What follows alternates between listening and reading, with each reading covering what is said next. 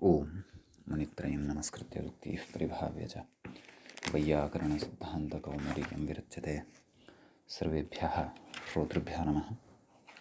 अस्माभिः गतपाठे यद्यत् पठितं तद् एकवारं स्मरामः। वयं वैयाकरणसिद्धान्तकौमुदी इत्याख्यस्य ग्रन्थस्य तत्र तद्धितेषु ठञधिकारस्य कालाधिकारप्रकरणे भवामः। प्रकरणस्यास्य द्वितीयः पाठः गतपाठः अस्माकं क्रमे सम्पन्नः। तस्मिन् पाठे अस्माभिः सर्वादौ सूत्रं पठितं तमधीष्टो भृतो भूतो भावी इति। तत्र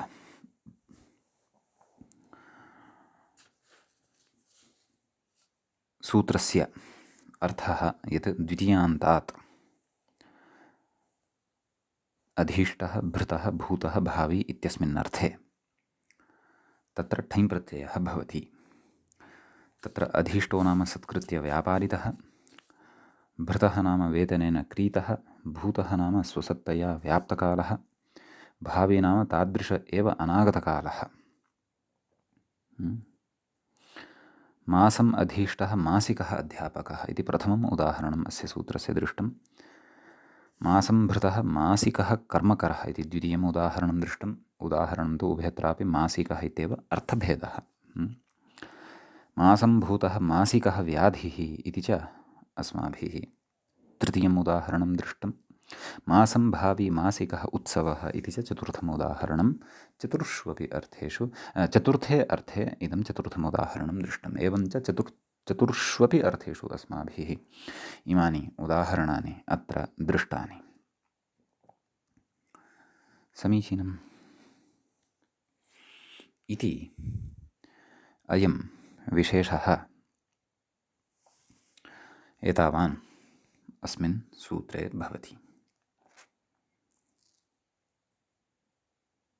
सम्यक्। ततः अस्मिन् सूत्रे पठितः अग्रिमं सूत्रमस्माभिः मासाद्वयसि यत् खञौ इति सूत्रं पठितम्।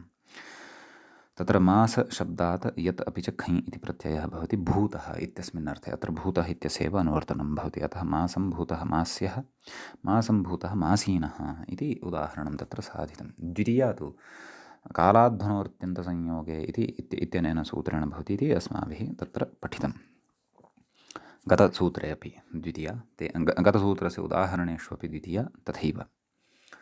ततश्च द्विगोर्यपु इति अग्रिमं सूत्रं पठितं।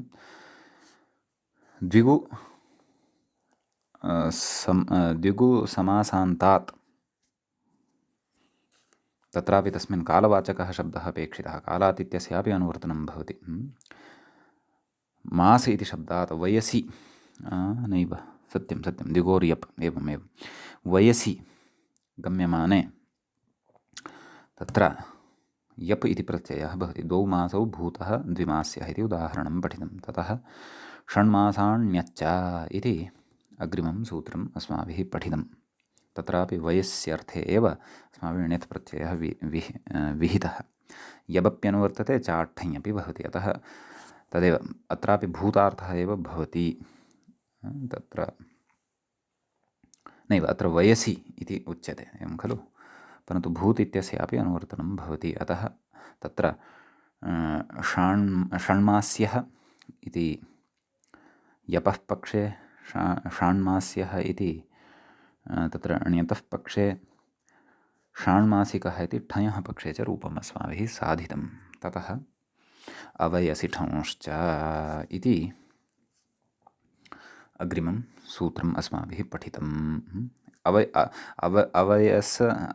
अवयसः निमित्तम् इदम् अस्माभिः सूत्रम् आरब्धं। तत्र ठन् प्रत्ययः अपि भवति। चाद् ण्यत् च ग्रहणसामर्थ्यात् ण्यत् प्रत्ययोऽपि भवति। अतः तत्र षण्मासिकः व्याधिः षाण्मास्यः इति उदाहरणम् अस्माभिः तत्र उदाहरणद्वयं तत्र साधितं। तत्र ठञः पक्षे ठनः पक्षे षण्मासिकः आदिवृद्धिर्न भवति। णतः पक्षे षाण्मास्यः इति उदाहरणं साधितं। ततः समायाः खः इति सूत्रं पठितं। प्रकृते तु सर्वेपि अर्थाः पुनः मण्डूकप्लुतगत्या अत्र अनुवर्तन्ते, पुनः ते अर्थाः अत्र लभ्यन्ते। अतः समाम् अधीष्टः भृतः भूतो भावी वा समीनः इति उदाहरणं तत्र अस्माभिः दृष्टं। ततः सूत्रं पठितं द्विगोर्वा इति। द्विगु समासान्तात् तत्र विकल्पेन समा इति समान्तात् समा इति द्विग्वन्तात् खप् प्रत्ययः भवति विकल्पेन। तत्र उक्तं तेन परिचय्ये इत्यतः प्राग् निर्वृत्तादिषु पञ्चसु अर्थेषु प्रत्ययाः। अतः द्विसमीनः द्विसमीकः इति रूपद्वयं तत्र साधितं। खप् प्रत्ययपक्षे द्विसमीनः, ठञः पक्षे द्वैसमिकः इति रूपं च तत्र साधितं। सम्यक्। ततः अस्माभिः तत्र सूत्रम् आरब्धं, किञ्चित् पठितमपि, कानिचन उदाहरणानि अपि अस्य साधितानि। रात्र्यः संवत्सरा च इति। तत्र रात्रि अहं संवत्सर इत्येतदन्तात् द्विगोः तदेव तेन निर्वृत्तं तमधीष्टो वृतो भूतो भावी इत्येतेषु पञ्चसु अर्थेषु तत्र प्रत्ययः खप् प्रत्ययः अपि च ठञ् प्रत्ययः अपि भवति इति अर्थः तत्र दृष्टः। तत्र अस्माभिः खप् प्रत्ययपक्षे रात्र्यन्ताद्विगोः रात्रिणः इति एकम् उदाहरणं साधितं। ठञः पक्षे द्वैरात्रिकः इति च उदाहरणं तत्र साधितम्। एवं खलु। तत्र अहन्नन्तात् द्विगोः खप् प्रत्ययपक्षे द्व्यहीनः इति रूपं साधितं। द्व्यहीनः एवं खलु। ठकः पक्षे द्वैयह्निकः इति च रूपं तत्र अस्माभिः साधितं। तत्र द्वैयह्निकः इत्यस्मिन् प्रयोगे अस्ति कश्चन विशेषः। सः विशेषः अस्माभिः अधुना इतोपि चर्चनीयः वर्तते। मूले यदुक्तं किं समासान्तविधेः अनित्यत्वात् नटच इति विषयमादाय पूर्वपक्षः यः आरब्धः आसीत्, तं पूर्वपक्षम् इदानीं वयं पुनः अत्र पठित्वा अग्रे गच्छामः। गतपाठस्य अन्ते व्याख्यातुः पङ्क्तिः इत्थमासीत्। अह्नष्टखोरेव अह्नष्टखोरेव इति नियमात् नटिलोपः किन्त्वल्लोपः अह्नादेशो वा नैवाभ्याम् इत्यैच इति एतावान् विषयः अस्माभिः गते पाठे पठितः। अधुना तावत् तद्धितेषु ठञधिकारे तत्र कालाधिकारप्रकरणस्य तृतीयः पाठः अस्माकं क्रमे आरब्धः भवति। आम्, तर्हि तत्र द्वैयह्निकः इत्यत्रैव यः पक्षः, या अवतरणिका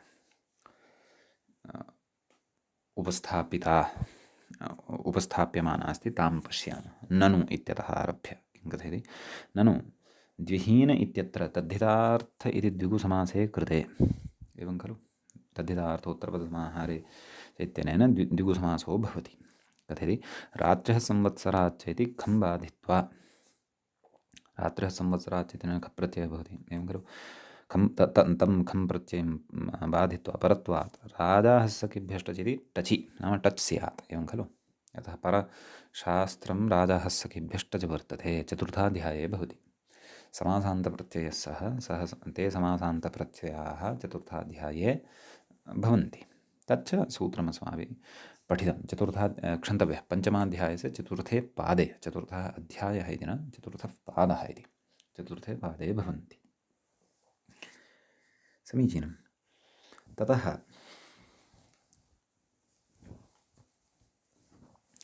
अग्रे गच्छति। इति खं बाधित्वा परत्वात् राजाहस्सखिभ्यश्टच् इति टचि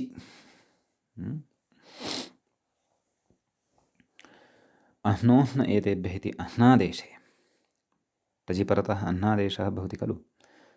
पूर्वं समासेषु पठितम् अस्माभिः। तस्य स्थानिवत्वेन अहन् शब्दत्वे अपि अह्नादेशः कस्य स्थाने क्रियते? अहन् इत्यस्य स्थाने क्रियते। स्थानिवद्भावेन सः अह्नादेशः अहन् शब्दत्वेन परिकल्प्यते, अतिदिश्यते। कथयति? टजन्तस्य तदभावात्, एवं खलु? नाम अहन् इति यः शब्दः वर्तते सः तु टजन्तः नास्ति खलु, वा न वा? तदभावात् रात्रिः संवत्सराच्च इति खप्रत्ययो न स्यात्, वा न वा? नाम अहन् शब्दः टजन्तः सम्पादितः, टजन्तस्य तदभावात्, टजन्तस्य तदभावात् तन्नाम टजन्तत्वे सति अहन् शब्दः तत्र नास्ति इत्यर्थः। इदानीं तु टजन्तत्वं तस्य सम्पन्नं खलु। ततः किं स्यात्? रात्रिः संवत्सरात् इति खप्रत्ययः एव न स्यात्, खप्रत्ययः एव न भवति। तर्हि स्थानिवद्भावे सत्यपि खप्रत्ययो न भवति इति, एवं खलु? कथयति? कृतेपि खप्रत्यये जहीन इति द्यह्नीन इति स्यात् इत्यतः आह। नाम खप्रत्ययः कृतश्चेदपि द्यह्नीन इति, नाम अह्नादेशः खलु कृतः, अतः द्यह्नीन इति स्यात्,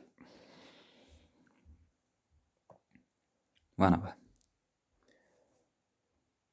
अयञ्च विचारः अस्माभिः द्यहीनः इत्यत्र क्रियमाणः वर्तते।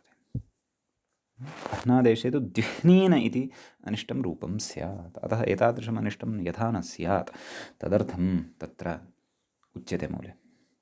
समासान्तविधेरनित्यत्वान् अटच्, मूले पश्यन्तु। समासान्तविधेः अनित्यत्वात्, नाम समासान्तविधिः अनित्यः, नित्यतया न प्रवर्तते, अतः तस्य अनित्यत्वात् टच् प्रकृते न भवति, अपि तु ख एव भवति इति, एवं खलु? कथयति? एवञ्च टजभावे सति नाह्नादेशः, नाम टजेव यदि नास्ति तर्हि अह्नादेशोऽपि तत्र न भवति।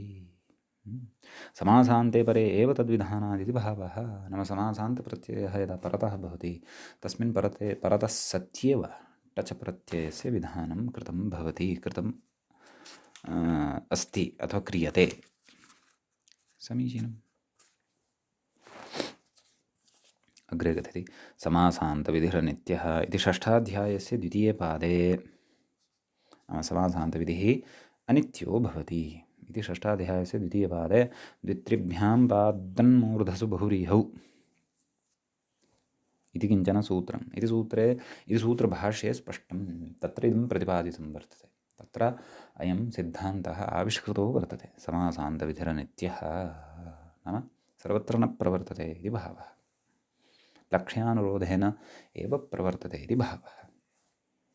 अतः द्व्यहीन इत्यादि इति रूपमेव भवति, द्व्यह्नीन इति प्रयोगस्तु न भवति इति विशेषः कश्चन अत्र उक्तः। कथयति अग्रे? अथ संवत्सरान्तस्य खे उदाहरति। संवत्सरान्तस्य द्विगोः खे परतः उदाहरति इति भावः। किं? द्विसंवत्सरेण इति। कथं विग्रहः तत्र इति चेत्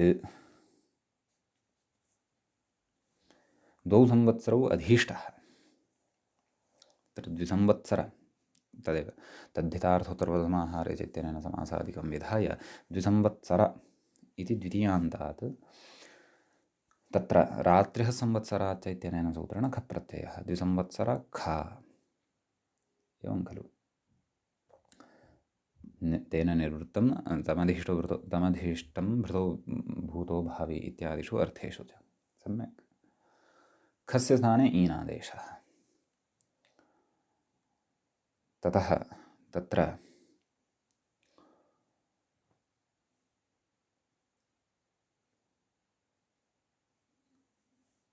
द्विसंवत्सर ईन, रेफोत्तरवर्तिनः अकारस्य लोपः। द्विसंवत्सर ईन, द्विसंवत्सरीन अणत्वं भवति अट्कुवाङ् इत्यनेन।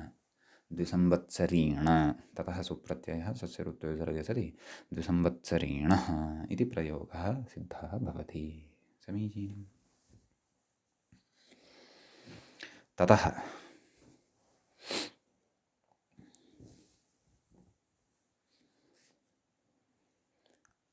एतत्तु खप्रत्ययपक्षे रूपं साधितम्। इदानीं ठञ् प्रत्ययपक्षेपि रूपं साधनीयं। तत्र कथयति ठञ् तु आदिवृद्धौ प्राप्तायाम् एवं खलु।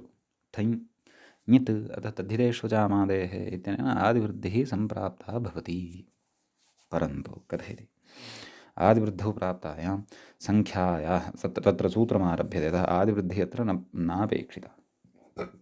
एवं खलु। ठञ् सति उत्तरपदादिवृद्धिरेव आपेक्षिता इति कृत्वा सूत्रमग्रे आरभ्यते। तच्च एवं सङ्ख्यायाः संवत्सरसङ्ख्यस्य च इति।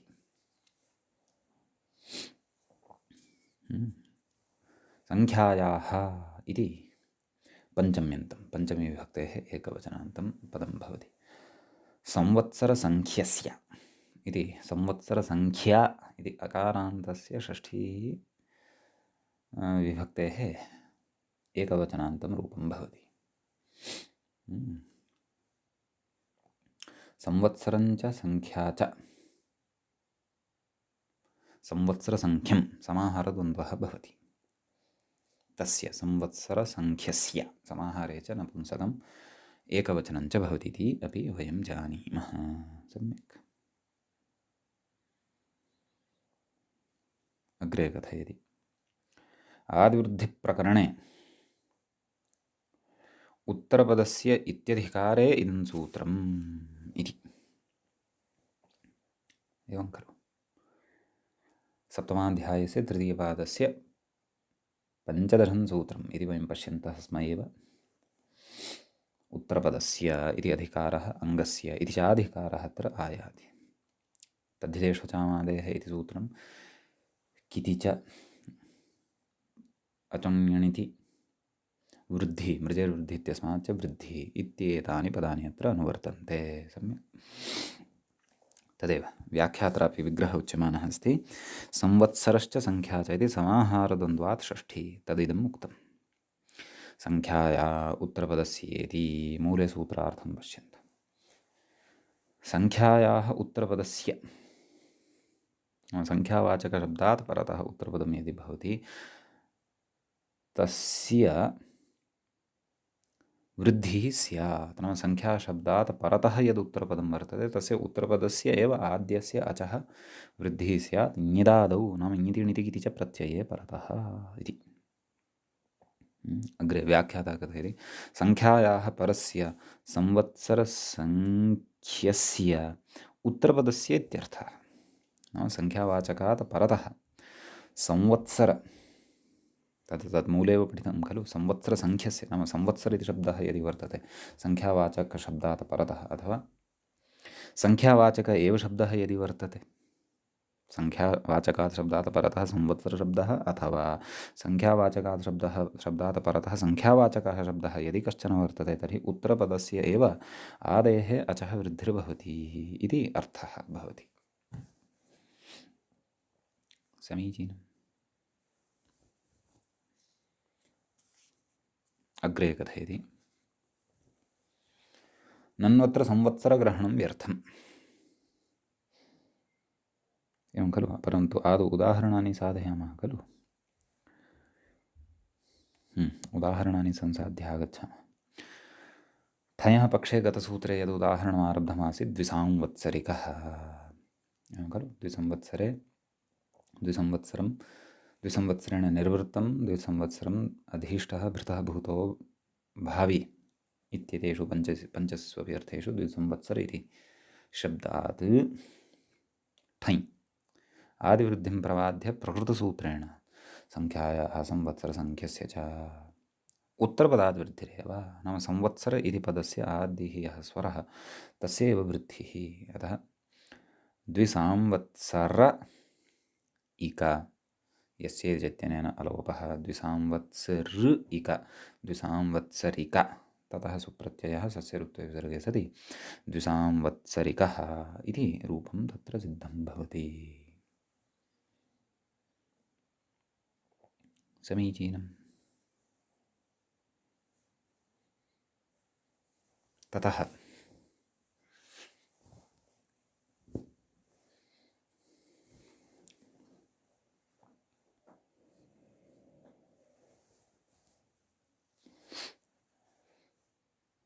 अग्रे उच्यते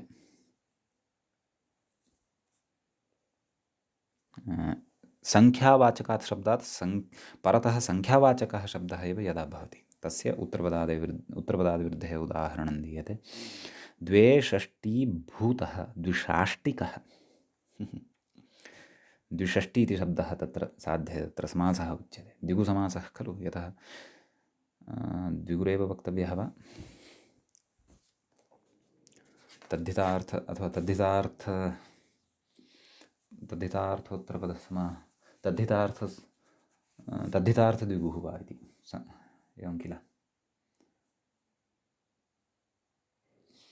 द्विषष्टि इति शब्दः सिद्धः भवति द्वे षष्टि भृतः इति तदेव तद्धितार्थे एव द्विगुः अत्र वक्तव्यः तद्धितार्थोत्तरसमाहारे च इत्यनेन तर्हि द्विषष्टि इति शब्दः भवति द्विषष्टि इति शब्दात् प्रकृते ठञ् प्रत्ययः एवं किल द्विषष्टि ठञ् इकादेशः द्विषष्टि इक आदिवृद्धिः प्राप्ता परन्तु आदिवृद्धिं प्रबाध्य उत्तरपदादिवृद्धिः षष्टि इत्यस्य यः षकारोत्तरवर्ती अकारः तस्य वृद्धिः भवति अतः द्विषाष्टि इति लभ्यते द्विषाष्टि इक ततः द्विषाष्टि इत्यत्र यः इकारः तस्य लोपः द्विषाष्टिक ततः सुप्रत्ययः सस्यरुत्वविसर्गे सति द्विषाष्टिकः इति रूपं तत्र सिद्धं भवति समीचीनम् ततः अग्रे कथयति रूपद्वयमपि सिद्धम् अग्रे कथयति व्याख्यातारमादौ पश्यन्तु अग्रिमस्य विचारस्य अवतरणिकाम् उपस्थापयन्नस्ति नन्वत्र संवत्सरग्रहणं व्यर्थम् अत्र नाम अस्मिन् सूत्रे कस्मिन् सूत्रे संख्याया संवत्सरसंख्यस्य च संवत्सरग्रहणं व्यर्थम् संवत्सरस्य 12 मासपरिमाणतया परिमाणान्तस्य असंज्ञाषाणयोः इत्येव सिद्धेः सूत्रं पूर्वं पठितमस्ति अस्माभिः वयं सम्यक् जानीमः एतत् सूत्रं किं परिमाणान्तस्य असंज्ञाषाणयोः उत्तरपदादिवृद्धिः खलु तेनापि क्रियते कथयति इत्येव सिद्धेः नाम तेनैव अत्र उत्तरपदादिवृद्धिः सिद्धः भवति खलु यतः तदेव कथयति संवत्सरस्य 12 मासपरिमाणतया नाम 12 मासपरिमाणभूतः संवत्सरशब्दः खलु प्रयुज्यते अतः संवत्सरशब्दः परिमाणभूतः सिद्धः एव अतः परिमाणान्तस्य संज्ञाषाणयोः इत्यनेन एव उत्तरपदस्य संवत्सर इति शब्दस्य परिमाणवाचकस्य वृद्धिः अत्र सम्भवति इत्येव सिद्धेः इत्यत आह किमाह परिमाणान्तस्य इत्येवेति इति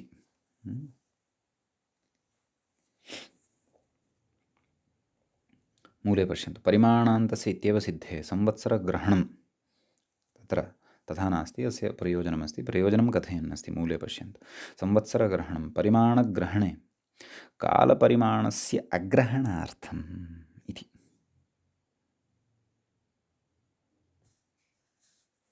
खलु परिमाणान्तस्य इत्येव सिद्धेः संवत्सरग्रहणं ज्ञापयति यत् परिमाणग्रहणे क्व परिमाणान्तस्य संज्ञाषाणयोः इत्यत्र परिमाणग्रहणे कालपरिमाणस्य अग्रहणार्थं तत्र कालपरिमाणस्य ग्रहणं न क्रियते तेन द्वैसमिक इत्युत्तरपदवृद्धिर्न इति द्वैसमिक इत्यादिषु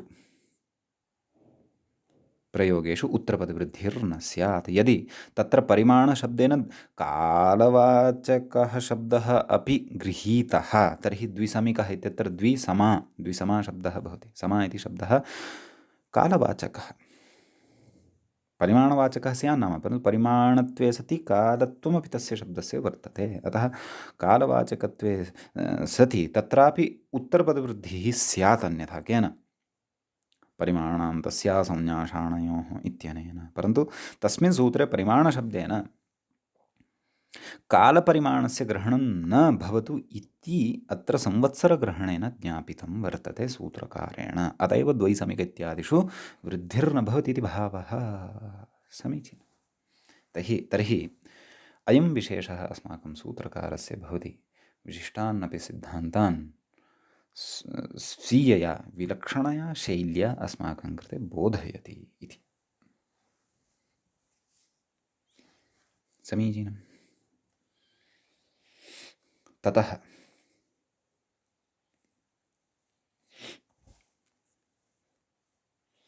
अग्रे उच्यते, अग्रे सूत्रं वर्तते। अस्मिन् सूत्रे एतावानेव विशेषः सम्पन्नः। अग्रिमं सूत्रमिदानीं पठामः। उत्तरपदादिवृद्धिम् उक्त्वा पुनः इदानीं पञ्चमाध्यायं प्रति आगच्छति ग्रन्थकारः। 87तमं सूत्रं रात्र्यः संवत्सरात् इति पठितम्। अधुना 88तमं सूत्रं नाम ततः अग्रिमं सूत्रं पञ्चमाध्यायस्थं पठ्यते। वर्षाल्लुक्च इति।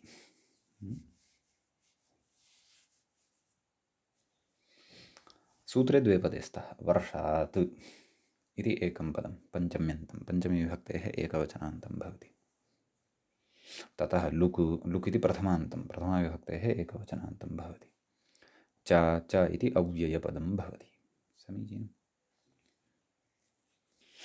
ततः प्रकृते द्विगोर्वा इत्यस्मात् सूत्रात् द्विगोः इति अनुवर्तते। समायाः खः इत्यस्मात् खः, तमधीष्टो वृतो वृतो भावी इति सूत्रं कालाट्ठञ् इत्यस्मात् कालात् प्रत्ययः परश्च ज्ञाप्रातिपदिका तथिताः समर्थानां प्रथमाद्वा इति च प्रकृते सूत्रसङ्घातः अनुवर्तते। नाम एतावान् सूत्रसमूहः अत्र अनुवर्तते इति भावः। व्याख्याता किं कथयति? वा लुगिति मूले पश्यन्तु। वर्षशब्दान्तात् द्विगोर्वा लुकु नाम तादृशः द्विगुः यः वर्षान्तः भवति अथवा वर्षशब्दान्तः भवति, तादृशात् द्विगोः वा विकल्पेन खप्रत्ययः भवति। पक्षे ठञ् वा च लुक्। पक्षे नाम पक्षे ठञ् भवति, अपि च लुगपि भवति इति। ठञः लुगपि भवति इति। एवं खलु? खठयोरिति शेषः नैव, खस्यापि लुग् भवति।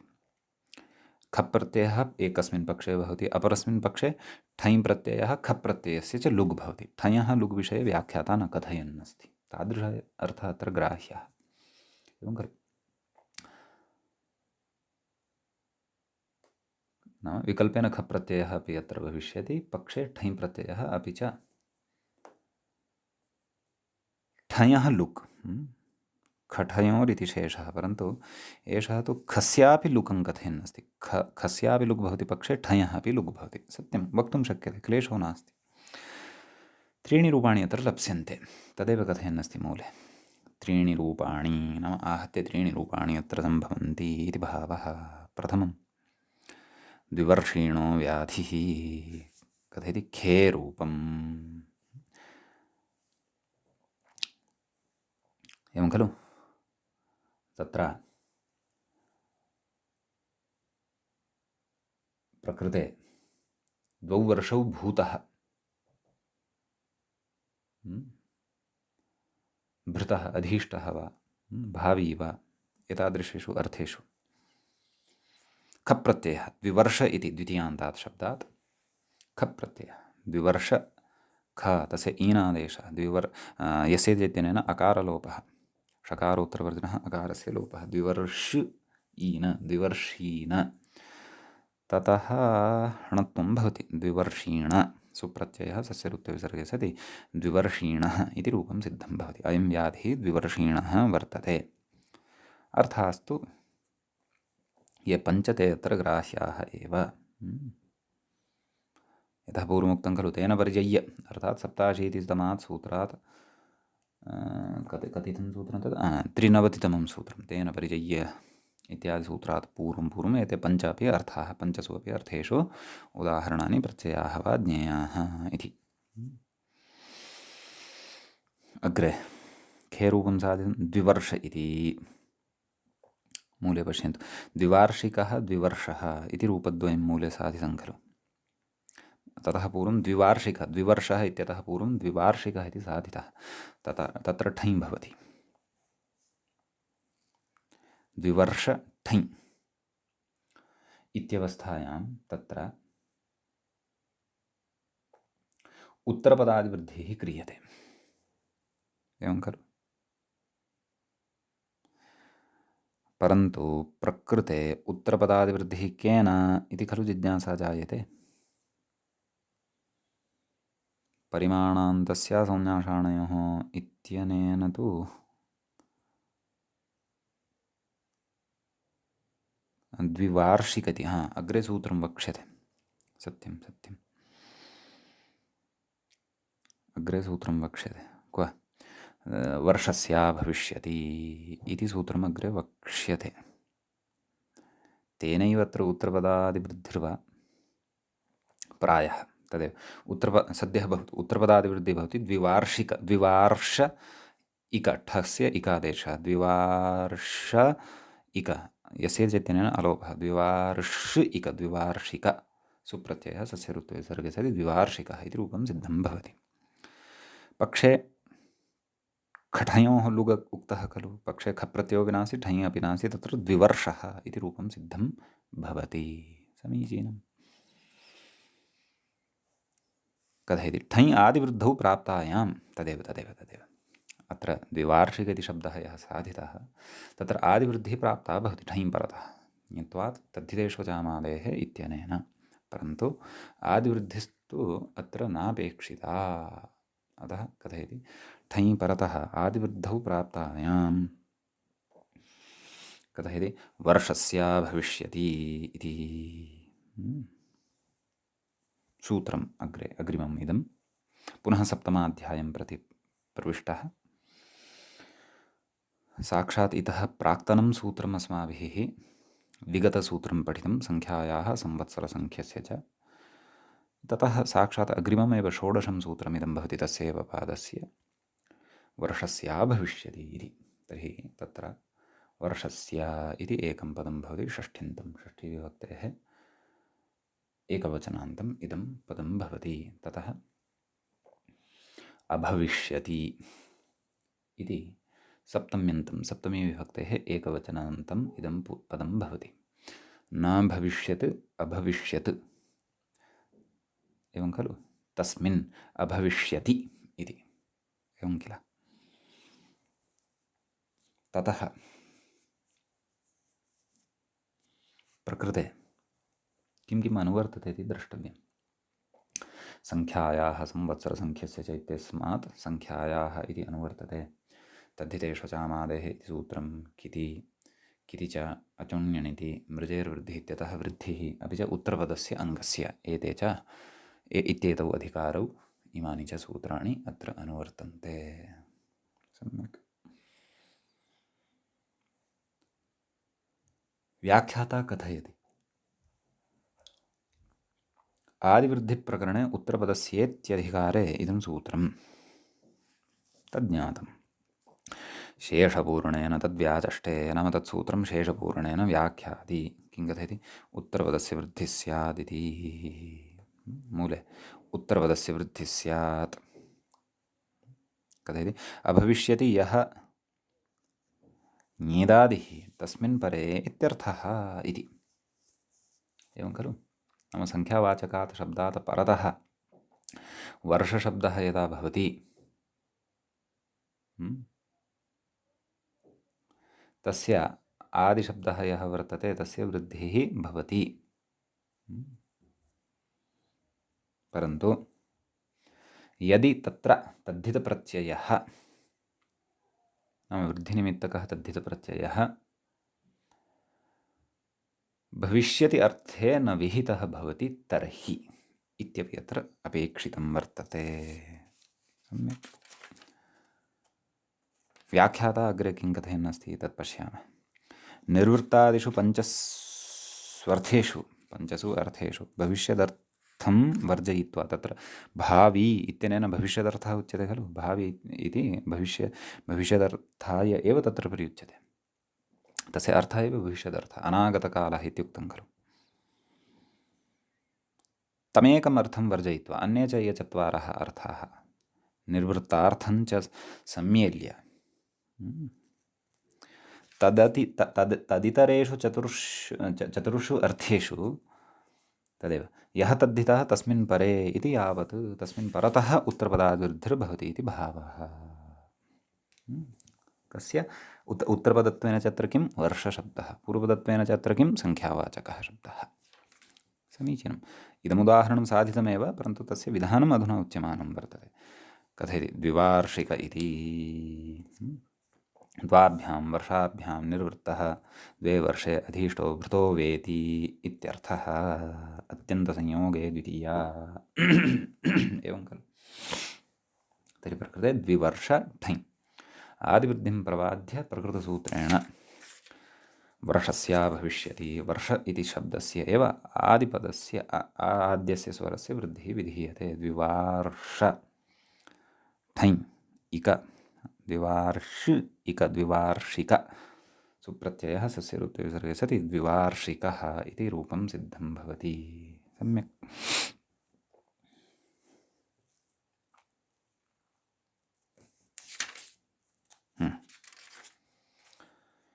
मूले किं कथयति तत् पश्यन्तु पुनः कथयति भविष्यति तु द्वैवर्षिकः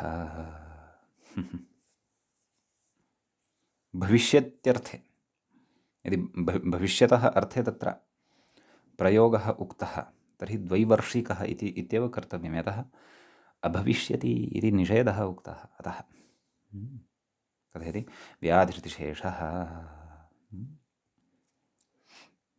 तत्र तु तत्र तु पूर्वपदादिवृद्धिरेव न तु उत्तरपदादिवृद्धिः यतः भविष्यदर्थे तत्र ठञ् वर्तते तमाधिष्टो वृतो भूतो भाव्यर्थे तत्र प्रत्ययः विवक्षितः अतः कृत्वा उत्तरपदादिवृद्धिर्न भवति परन्तु पूर्वपदादिवृद्धिरेव तत्र भवति इति भावः सम्यक्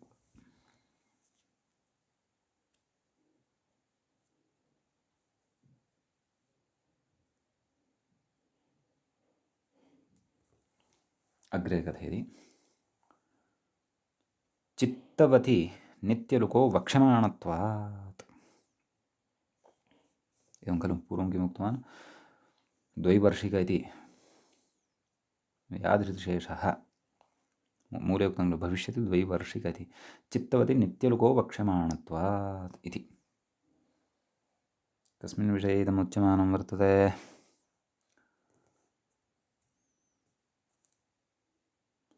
चित्तवति नित्यं किं तेन उच्यते वर्षशब्दान्तात् द्विगोः प्रत्ययस्य नित्यं लुक् स्यात् चेत्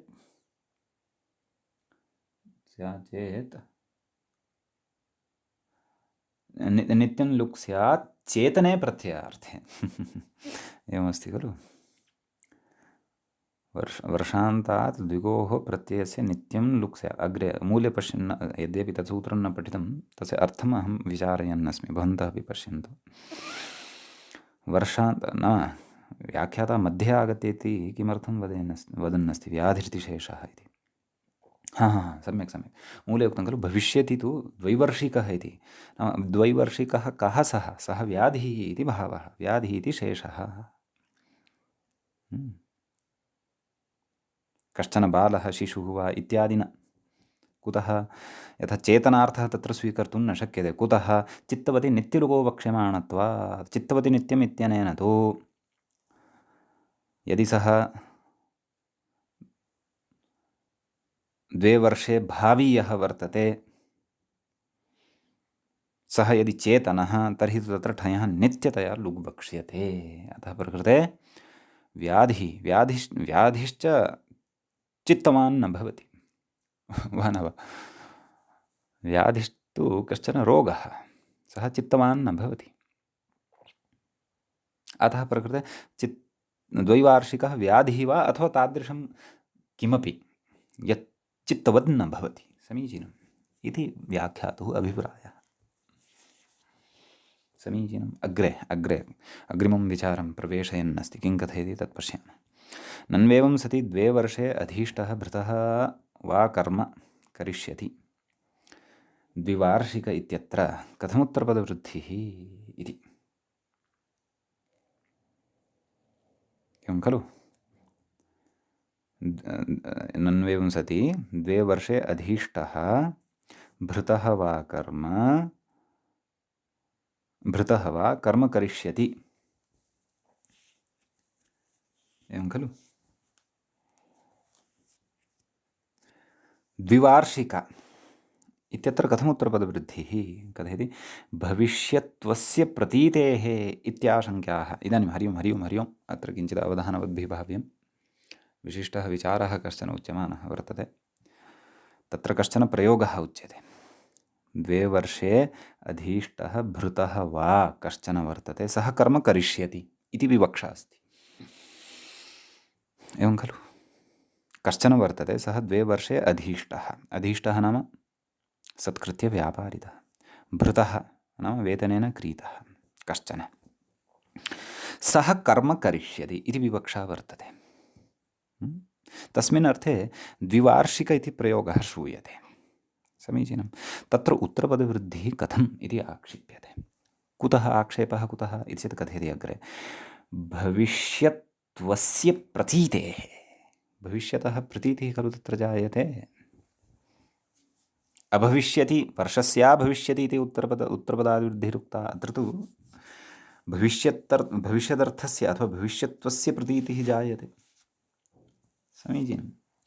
इत्याशङ्क्याः इति आशङ्कां पुरस्कृत्य कथयति, समाधानं कथयति। तच्च समाधानं मूले वर्तते। अत्र विशिष्टः विचारः अस्ति। अतः पूर्वपक्षः एव अत्र सावधानतया अवगन्तव्यः। तथैव समाधानम् अत्र स्पष्टं भविष्यति। कथयति। व्याख्याता तत्र इङ्गितम् एवं कुर्वन् अस्ति। अधीष्टभृतयोः अभविष्यतीति प्रतिषेधो नेति। मूले पश्यन्तु। अधीष्टभृतयोः अभविष्यतीति प्रतिषेधो न। एवं खलु। अधीष्टार्थे भृतार्थे च प्रत्ययः यः विहितः वर्तते तत्र अभविष्यतीति प्रतिषेधः न प्रवर्तते। कुतित्यदाः नाम कुतः कथयति। गम्यते हि तत्र भविष्यत्ता न तु तद्धितार्थः। अस्य सरलमर्थं कथयामि। तत्र भविष्यत्ता गम्यते नाम भविष्यदर्थः गम्यते, परन्तु तद्धितार्थः नास्ति। तद्धितार्थः तु कः? अधीष्टार्थः भृतार्थश्च। भविष्यदर्थे प्रत्ययः तत्र नास्ति, भावी इत्यर्थे प्रत्ययः नास्ति। भविष्यत्ता तत्र गम्यते, परन्तु प्रत्ययः तत्र तद्धितार्थः यः वर्तते सः भविष्यदर्थे नास्ति। गम्यते हि तत्र भविष्यत्ता न तु तद्धितार्थः। समीचीनं। ततः व्याख्याता अस्याः एव पङ्क्तेः स्पष्टीकरणं कुर्वन् अग्रे कथयति। एवं खलु। तत्र कथयति अग्रे। किं कथयति चेत् भविष्यत्वस्य प्रतीतेः इत्याशङ्क्याः। नैव अग्रे कथयति। इतः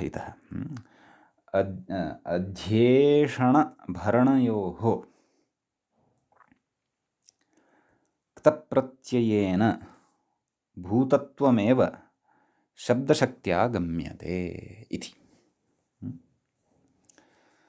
अध्येषणभरणयोः तन्नाम अध्येषणत्वं नाम अधीष्टत्वं, भरणत्वं नाम भृतत्वं। सम्यक्। अधीष्ट इत्यत्रापि क्तप्रत्ययः वर्तते। ततश्च भरण इत्यत्रापि क्तप्रत्ययः एव वर्तते। एवं किल।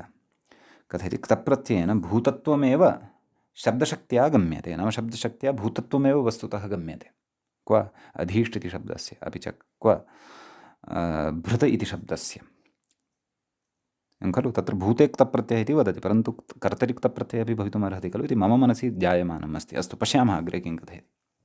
गम्यते। कथयति तद्धितप्रत्ययेन च तथाविध अध्येषणभरणकर्मी भूतौ प्रतीयेते इति। सत्यं सत्यं। तद्धितप्रत्ययः यः विधीयते अस्माभिः तेन तथा विधौ अध्येषणभरण कर्मीभूतौ जनौ इति अत्र अध्याहृत्य योजनीयं। प्रतीयेते नाम तयोः अत्र प्रतीतिः भवति।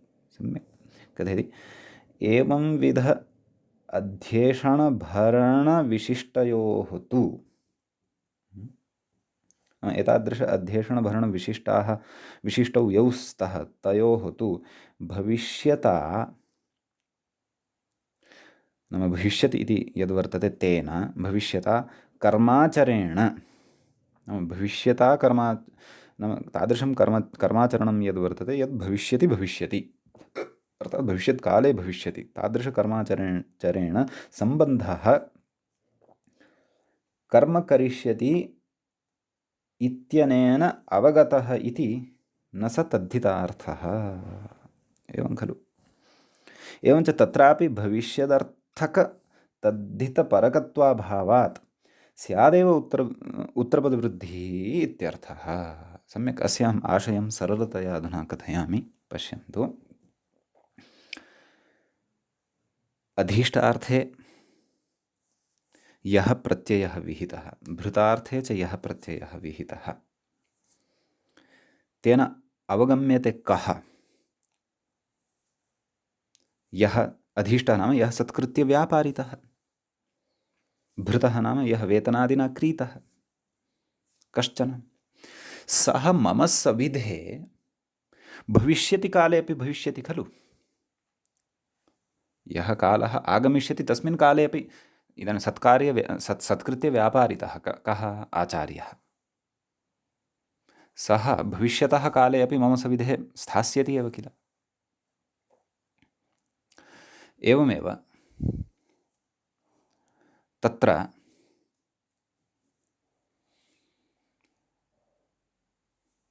मया वेतनेन कश्चन क्रीतः, सः भविष्यति काले अपि मम सविधे भविष्यत्येव खलु। यद्रूपं मया स्वीकृतं वर्तते, द्विवर्ष ठञ्, तत्र ठञ् यः प्रत्ययः कृतः वर्तते सः कस्मिन् अर्थे कृतः वर्तते? अधीष्टार्थे। अपि च कस्मिन् अर्थे कृतः वर्तते? भृतार्थे। समीचीनम्। सः प्रत्ययः भृतयोः अर्थयोः यः कृतः वर्तते ताभ्यां तत्र नाम तेन प्रत्ययेन तत्र निष्पन्नः यः शब्दः सः मम सविधे भविष्यति न भविष्यति इति तु नास्ति खलु। सः भविष्यत्काले अपि मम सविधे अथवा मया सह तस्य वाग्व्यवहारः वा अथवा सम्बन्धः कश्चन भविष्यति काले अपि खलु भविष्यत्येव। अतः तत्र प्रकृते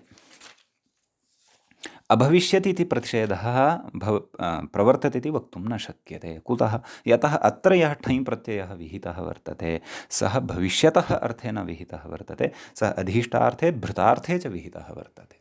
आम्, सः विषयः भिन्नः। यः अधीष्टः वर्तते, यश्च भृतः वर्तते, सः जनः मम सविधे भविष्यति काले अपि भविष्यति। अतः तत्र अधीष्टभृतयोः अभविष्यति इति प्रतिषेधः न प्रवर्तते। कुतः?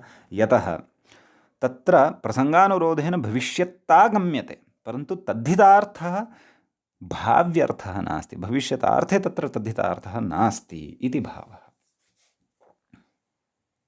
समीचीनम्। अतएव तत्र मूले तत्र उदाहरणमुक्तं पश्यन्तु। व्याख्याता अपि तत्र कथयन्नस्ति। द्विवार्षिकः मनुष्यः इति मूले पश्यन्तु। 2 वर्षे अधीष्टः भृतः वा कर्म करिष्यति। नाम 2 वर्षे मम सविधे यः अधीष्टः वर्तते अथवा यः भृतः वर्तते सः मम सविधे स्थित्वा कर्म करिष्यति इति द्विवार्षिकः मनुष्यः, सः द्विवार्षिकः मनुष्यः भविष्यति इति भावः।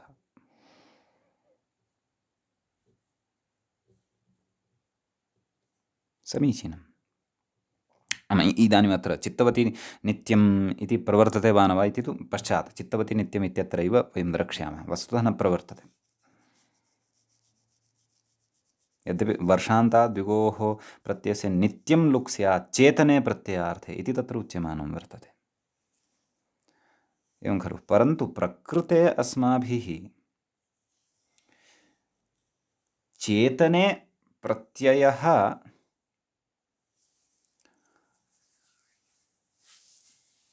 विहितः इत्येव खलु वक्तुं शक्यते इति मम भाति।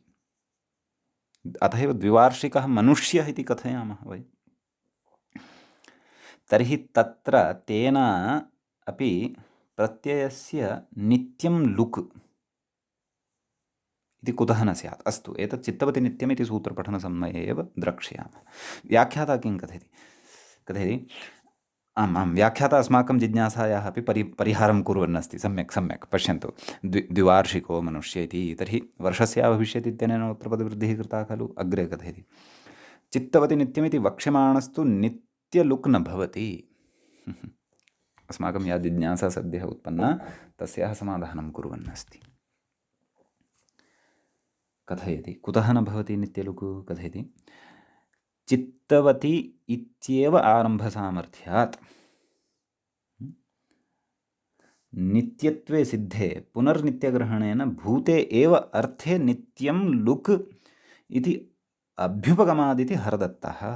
हरदत्तेन तत्र समाधानं दत्तं वर्तते। चित्तवती एतावदेव सूत्रं कर्तव्यं खलु। नित्यमिति कुतः उच्यते? तर्हि नित्यग्रहणं तत्र ज्ञापयति यत् भूते एव अर्थे नित्यं लुग् भवति, अन्यत्र तु नित्यतया लुग् न भवति इति काशिकाव्याख्यात्रा पदमञ्जरीकारेण हरदत्तेन उक्तं वर्तते समाधानं। केचित्तु, नाम अन्येषामपि मतं कथयति, केचित्तु द्विवार्षिकः अमनुष्यः इति छिन्दन्ति। अर्थात् मूलपङ्क्तिः या वर्तते दीक्षितस्य का, द्विवार्षिको मनुष्यः इति अस्ति खलु, तत्र पूर्वरूपेण मध्ये अवग्रहञ्च संस्थाप्य द्विवार्षिको मनुष्यः अर्थात् द्विवार्षिकः अमनुष्यः इति अपि कौमुद्याः पङ्क्तिं तत्र विच्छिद्य पठन्ति इति। परन्तु हरदत्तः तु न कौमुद्याः यदि पङ्क्तिः एवं रीत्या अस्माभिः स्वीकर्तव्या, तर्हि तु तत्र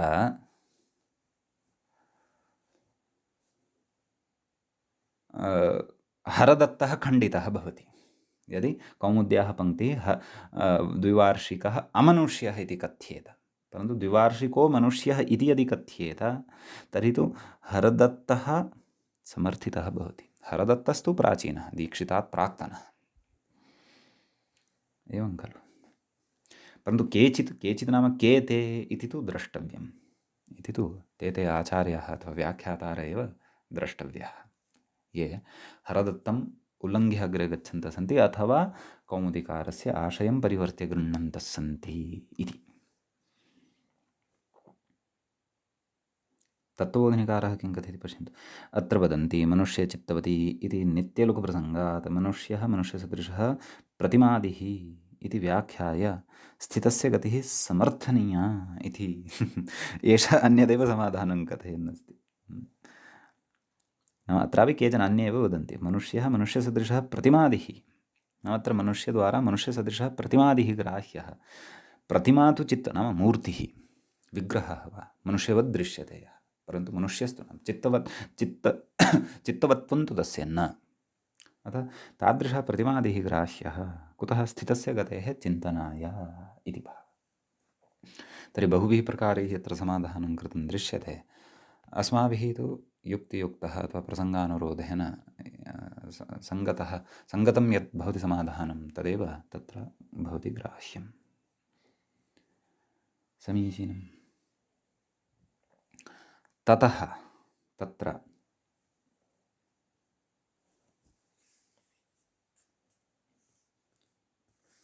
अग्रे अस्मिन् सूत्रे नैव अग्रेपि विचाराः सन्ति खलु। एवं व्याख्यात्रा तावत् चित्तवति नित्यमिति आरब्धं, परन्तु मूले इतोपि विचाराः सन्ति, तान् अपि पश्यामः। किं कथयति? परिमाणान्तस्या संज्ञा षाणयोः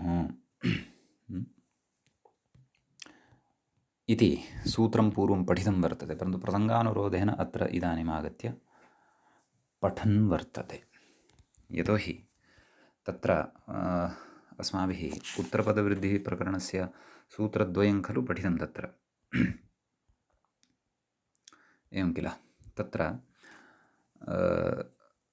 पञ्चदशं सूत्रं नाम सप्तमाध्यायस्य तृतीयपादस्य पञ्चदशं सूत्रं सङ्ख्यायाः संवत्सरसङ्ख्यस्य च इति ततः साक्षात् अग्रिमं सूत्रम् अर्थात् षोडशं सूत्रं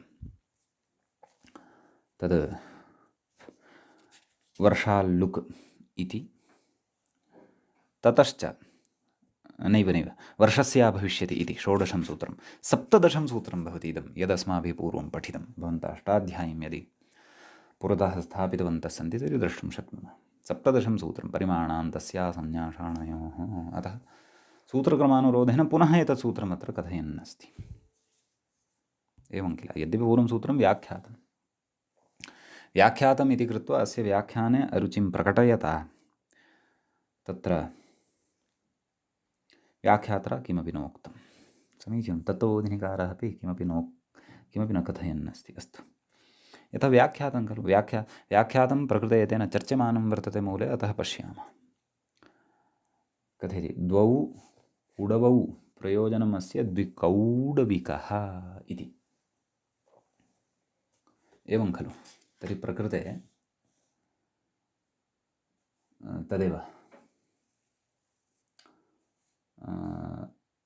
ठञ् प्रत्ययः भवति।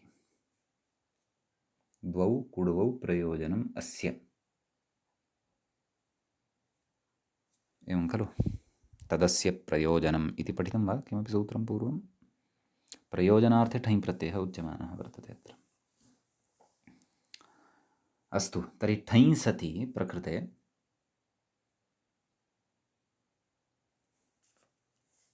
उत्तरपदानाम् आदिवृद्धिः प्राप्ता भवति, परन्तु उत्तरपदादिवृद्धिरेव अत्र भवति। अतः कुडवशब्दस्य यः उकारः वर्तते तस्य एव वृद्धिः भवति। द्विकौडव इक अकारलोपः, द्विकौडविक सुप्रत्ययः सस्य ऋत्वविसर्गः सति द्विकौडविकः इति रूपं तत्र भवति सिद्धं। समीचीनं।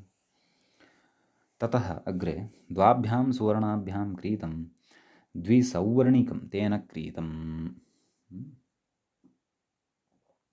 एवं खलु, तेन क्रीतमिति च इत्यपि अर्थः पूर्वं पठितः। अतः अत्रापि द्विसुवर्ण इत्यस्मात् ठञ् सति ङित्वात् आदिवृद्धिः प्राप्ता, परन्तु उत्तरपदादिवृद्धिः परिमाणान्तस्य संज्ञाषाणयोः इत्यनेन भवति। एवमेव द्वाभ्यां निष्काभ्यां क्रीतं द्विनैष्किकं। सम्यक्, अत्रापि तेन क्रीतम् इत्यनेन ठञ् प्रत्ययः अवगन्तव्यः। अतः उत्तरपदादिवृद्धिः अत्रापि भवति। तस्य सूत्रस्य प्रत्युदाहरणम् अपि प्रस्तौति। असंज्ञा इति किं? पञ्चकलापाः परिमाणम् अस्य पाञ्चकलापिकम्। अत्र संज्ञा गम्यमाना वर्तते, अतः प्रकृते तत्र उत्तरपदादिवृद्धिः न भवति, अपि तु पूर्वपदादिवृद्धिरेव भवति ठञ् सति। एवं खलु, पाञ्चकलापिकम् इति च रूपं तत्र सिद्धं भवति। सम्यक् कथयति तद्धितान्तः संज्ञा द्वैषाणम् इति। नाम पाञ्चकलापिकम् इत्यत्र कथयन् अस्ति। तद्धितान्तस्य संज्ञात्वं गम्यते, अतः तादृशसंज्ञायां गम्यमानायाम् उत्तरपदादिवृद्धिर्न भवति इति गत उदाहरणस्य विषये कथयन् अस्ति। शाणशब्दः उत्तरपदत्वेन भवति चेत् तस्यापि निषेधः खलु उच्यते। तत्र कथयति द्वैषाणम्, एवं खलु। तत्र द्वाभ्यां शाणाभ्यां क्रीतम् इत्यस्मिन् अर्थे शाणपदम् उत्तरपदं भवति, अतः उत्तरपद असंज्ञाशाणयोः इति प्रतिषेधवशात् उत्तरपदादिवृद्धिर्न भवति, अपि तु पूर्वपदादिवृद्धिरेव भवति। अतः द्वैषाणम् इत्येव उच्यते। प्रकृते अणप्रत्ययः वर्तते प्रायः, अण वा अञ् वा। अग्रे कथयति कुलिजशब्दमपि केचित् पठन्ति। नाम प्रकृते निषेधपक्षे सूत्रे परिमाणान्तस्य संज्ञाशाणकुलिजेषु कुलिजशब्दस्यापि केचन पाठं कुर्वन्ति। नाम कुलिजशब्दः यदा परतः भवति तस्यापि आदि उत्तरपदादिवृद्धिः न भवति इति खलु। अतः द्विकुलिजेन द्वौ कुलिजौ अवहरति इत्यस्मिन् अर्थे तत्र ठञादिप्रत्ययविधानद्वारा आदिवृद्धिः उत्तरपदादिवृद्धिः प्राप्ता भवति स्म, परन्तु तस्याः प्रकृतसूत्रे कुलिशब्दपाठसामर्थ्यात् निषेधः उच्यते। अतः आदिपदादिवृद्धिरेव भवति। अतः द्वैकुलिजिकः इति ठञ् प्रत्ययः अत्र भवति। द्वैकुलिजिकः इति च रूपं तत्र साध्यते। सम्यक् इति एतावान् विषयः एतत् सूत्रगतः भवति। इदानीम् अग्रिमं सूत्रम् आदाय चित्तवति नित्यम् इति सूत्रम् आदाय वयम् अग्रिमे पाठे पुनः अत्र उपस्थिताः भविष्यामः। अद्यतनपाठः अत्रैव उपसंह्रियते। मुनित्रयं नमस्कृत्य उक्तिः परिभाव्य च वैयाकरणसिद्धान्तकौमुदीयं विरच्यते। सर्वेभ्यः श्रोतृभ्यः नमः। एवञ्च तद्धितेषु ठञधिकारप्रकरणस्य ठञधिकारप्रकरणे कालाधिकारप्रकरणस्य अयं तृतीयः पाठः अस्माकं क्रमे सम्पन्नतां गतः। नमः सर्वेभ्यः श्रोतृभ्यः।